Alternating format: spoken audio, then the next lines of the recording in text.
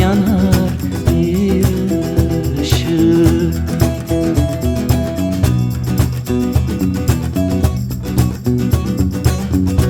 Düşmüşem derdine, olmuşam aşık.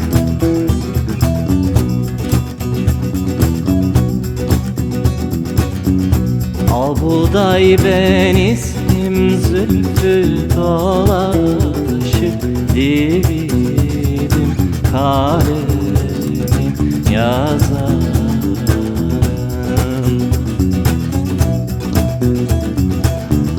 Böyle bir yavrunun da derdi var bende, yar bende, oy bende. Aha ben gidiyorum, sen hemen ağla, yanağına dön ağla.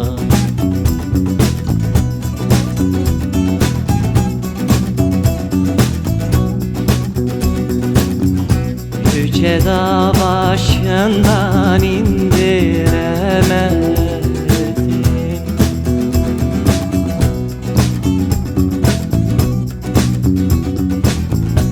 Yönünü yönüme döndüremedim.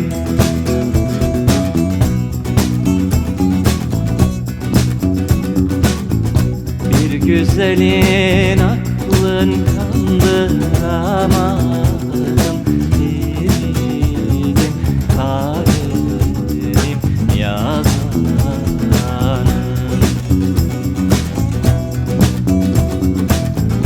Böyle bir yavrunun da derdi var bende, oy bende, yar bende.